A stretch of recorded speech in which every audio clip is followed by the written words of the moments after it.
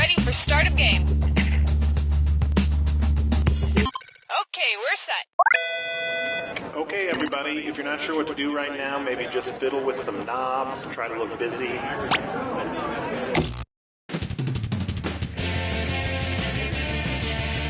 I am Cookie Masterson, and I shaved my nipples for this, so let's hurry before it grows back. Like, we need to get moving now. All by yourself? Yeah, well, wouldn't be the first time. And your wrong answer of the game is being sponsored by... Flavored eye drops. Why let your mouth have all the fun? Flavored eye drops. Sniff out our sponsor's wrong answer of the game, and you'll end up with a great prize and serious cash. And so it begins. Get ready, time for question 1. First on the docket, Eat, Pray, Die. Which of these Julia Roberts characters would Jack the Ripper have been most likely to savagely murder? Erin Brockovich? Vivian Ward is the name of the prostitute Julia Roberts plays in Pretty Woman, and almost all of serial killer Jack the Ripper's alleged victims were female prostitutes, so he'd probably have just loved to murder her. I can see it now. He'd open the box with his knife in it. She'd reach in and he'd playfully shut it, snapping her fingers. She'd laugh, he'd laugh, then he'd kill her. Oh, Mama, gonna tell you what I'm gonna do. Tell you so. Next up, If I Only Had a Brain Trust. Suppose the Scarecrow from The Wizard of Oz faced off against the Wicked Witch of the West in a public debate. If he wanted to use a straw man argument against her, what might he do? Attack the Wicked Witch's character? A straw man argument purposefully misrepresents an opponent's position in order to strike it down. Here's how I would debate the Wicked Witch. Ladies and gentlemen, one of the two candidates you see here tonight is a Wicked Witch. Thank you, I yield the rest of my time. Dance with me, Disco 3. Try this on for size. Getting naughty. And this dis or dat leg's being tied up. I'm gonna read off 7 names, and for each one you tell me if it's the name of a necktie knot or the name of a sex position recommended by Women's Health magazine. If it's a necktie knot, press the X button. If it's a sex position, press the B button. All right, let's get started. The Half Windsor, the Valedictorian, the Prince Albert, the Trinity, the Caboose, the Chairman, the Four... Oh, God, yes.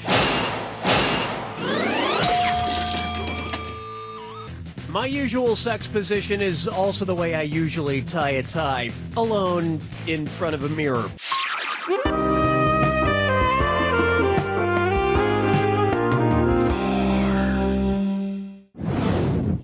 Here's one I like to call Shop Till Everyone Drops.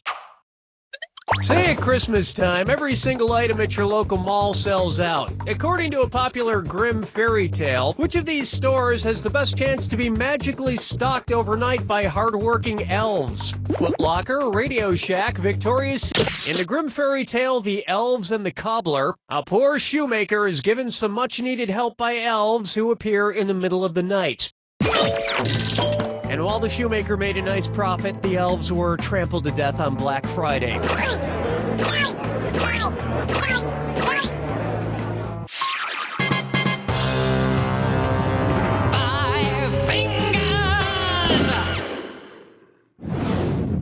Here we have Okia Dokia. If you're driving between company headquarters, which trip should be the shortest? IKEA to Kia, Kia to Nokia. Nokia is based in Finland, and IKEA is based right next door in Sweden. Kia is based in South Korea. Whether it's phones, furniture, or cars, if it's got Kia in the name, you know it's gonna be cheap. I mean inexpensive. Inexpensive! Round 1 is complete. And surprisingly, you're doing pretty well. Remember, I'm doubling the value of each question in round 2. Okay, we're bringing it on.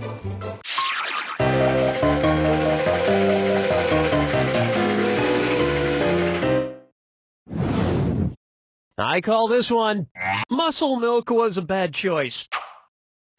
Say the news team from the Anchorman films decides to run a relay race against a rival news team. If Ron Burgundy is his team's anchor, when will he run? Before Brick, Brian, and Champ? After Brick and Brian, but before Champ? Before Brian and Champ? In a relay race, the anchor, usually the fastest runner, goes last. And they would probably promote the race so incessantly that by the time it actually took place, you wouldn't be that interested in seeing it anymore.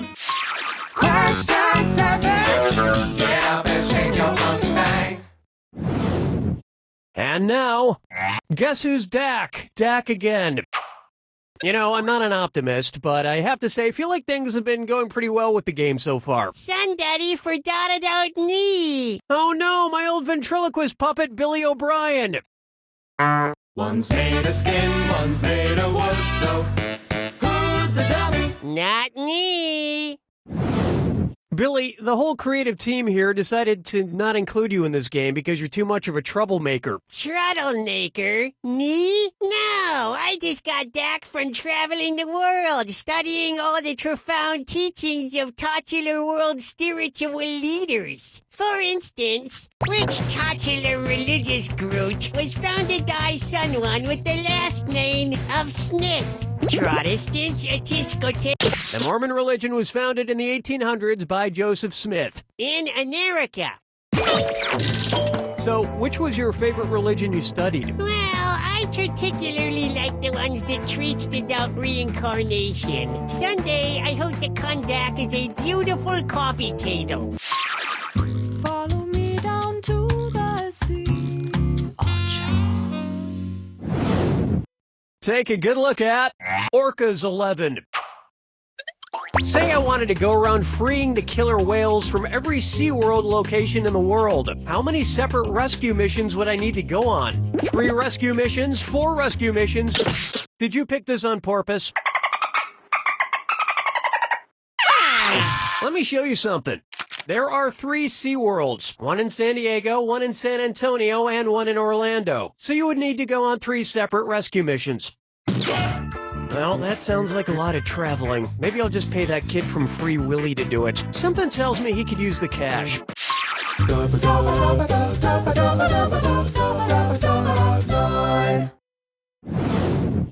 Buck her up for Kangaroo, Peanuts, Albert Einstein, or Uranus. Kangaroo, peanut, Albert Einstein, or Uranus. The name of Jeff Dunham's purple-skinned puppet. Kangaroo, Peanuts, Albert Einstein, or Uranus. His name is Peanut. I have to admit, people who talk through ventriloquist puppets kind of creep me out. That you talk through me. Quiet, Billy. Stop trying to get me to kill people. Whoa, now you're creeping me out, man.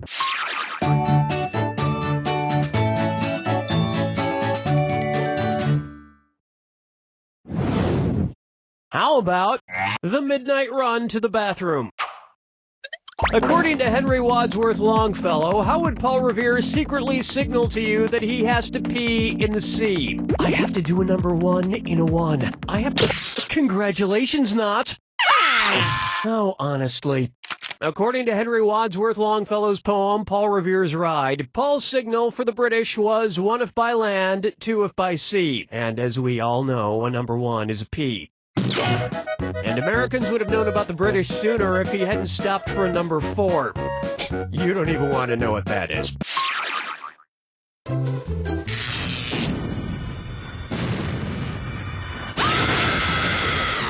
Brace yourself. Oh, I'll just shut my mouth then. Here's your clue. This plus this equals that. What new thing do these combine to make? Good luck.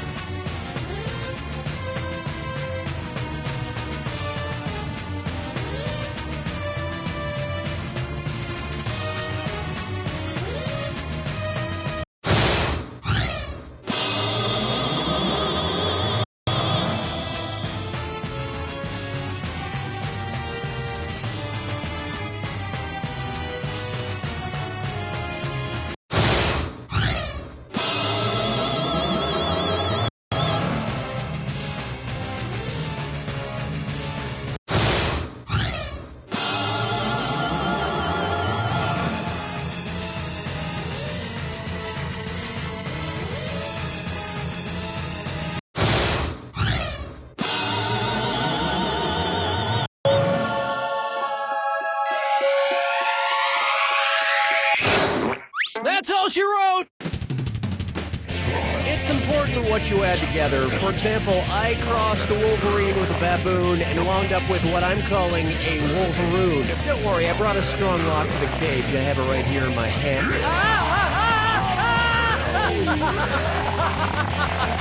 He's thinking my feet